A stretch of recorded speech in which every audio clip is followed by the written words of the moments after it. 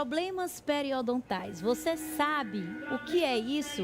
Você sabe, por exemplo, que questões como essas são a segunda maior causa de perca dentária durante a fase adulta?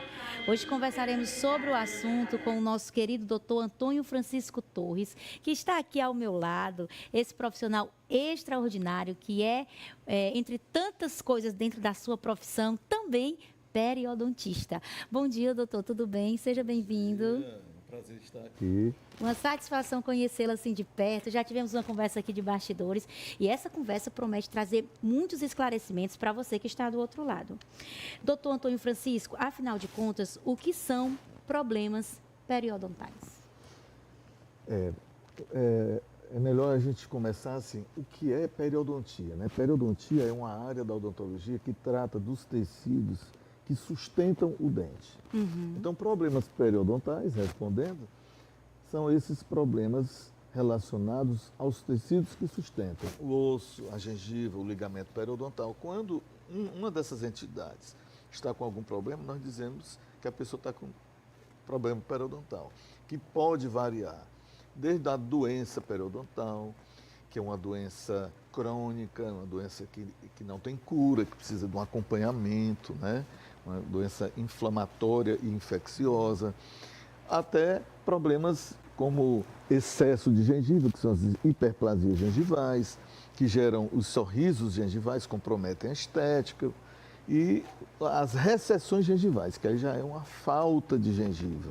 Aí nós já teríamos que fazer enxertos para criar a gengiva, para que melhore a estética do paciente.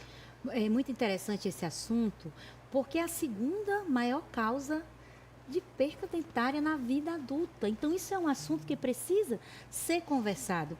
Quais são as principais causas das doenças periodontais? Qual é a relevância do fator genético? Qual a relevância do cuidado com a higiene dentro dessa perspectiva dos problemas periodontais? A doença periodontal, ela é uma doença muito relacionada com a deficiência da higiene. Então, a gente costuma dizer que a doença periodontal, ela se desenvolve em cima de um tripé. Então, esse tripé seria a infecção bacteriana, né? Um tipo de bactéria que nós chamamos de bactérias periodontopatogênicas.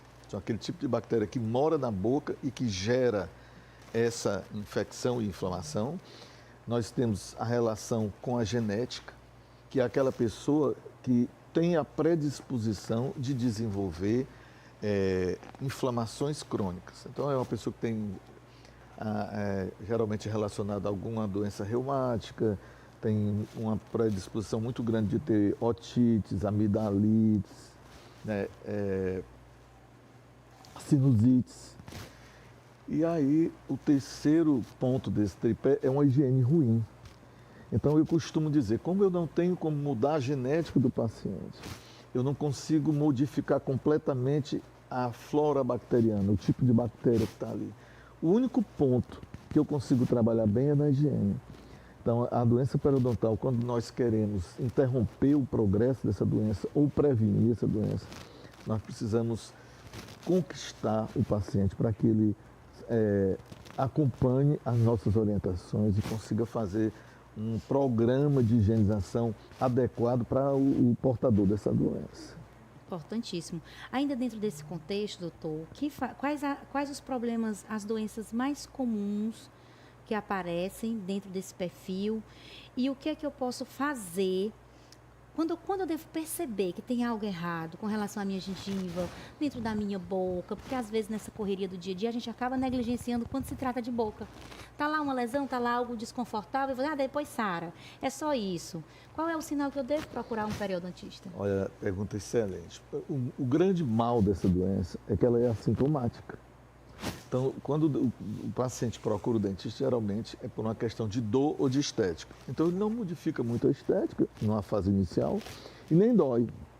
Então, quando esse tipo de paciente chega para o nosso consultório, normalmente está associado a uma doença com um progresso já de moderado a severo. Dificilmente a gente pega no início. Mas o que eu diria para os telespectadores, para que eles possam observar no início? A primeira coisa é ver junto aos pais e avós, se eu tive histórico de pessoas, os meus pais ou avós, que perderam os dentes com uma mobilidade, um amolecimento. Esse dente começou a criar uma mobilidade e aquela pessoa perdeu todos os dentes. Esse histórico familiar, ele é muito importante de ser observado. A outra coisa, assim, no princípio, é a questão de sangramento gengival. Então, eu costumo falar assim, sangramento gengival não é doença. Sangramento gengival é sinal de alerta. Como se fosse a febre no bebê. A febre no bebê não é doença. Ele está te alertando que tem um tipo de doença. Então, ele é um sinal de alerta. O sangramento também. E a recomendação para a gente é que, quando começa esse sangramento, deve levar a um profissional da odontologia para avaliar. Mas se você não tiver condições de procurar logo, aí a minha recomendação é que procure higienizar o melhor possível. Que você, a minha dica sempre é, abra a boca, escove os dentes superiores, separados dos dentes inferiores, todos por fora, todos por cima, todos por dentro. E use o fio dental.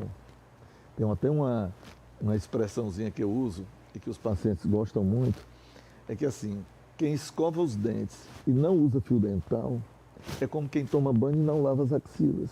Fica complicado, né? É porque o fio dental é que lava as laterais do dente. Ele higieniza as laterais do dente. E nossos laterais são as axilas, né? Então, assim, imagine se você ficasse um tempo sem lavar as axilas. O que ia acontecer? Então, a mesma coisa dos dentes. Então, este trio do creme dental, a escova e o fio dental, eles são imprescindíveis. A questão de enxaguantes já é uma coisa secundária e, na maioria das vezes, eu recomendaria que fosse prescrito por um profissional da odontologia. É uma coisa, às vezes, mais assim, para mascarar um problema. Às vezes a pessoa tem um problema que gera halitose, como uma inflamação crônica que não é perceptível, ela está gerando um mau hálito. Aí a pessoa faz uso, mascara, mas é uma coisa muito temporária. E logo, logo aparecem os sintomas novamente. Muito bom conversar com você, doutor Antônio Francisco. Muito obrigado pela sua participação no nosso programa. Prazer estar aqui, sempre à disposição. Quero você mais vezes para a gente conversar sobre mais assuntos importantes do cuidado com a boca. Esse foi o nosso quadro Saúde em Dia.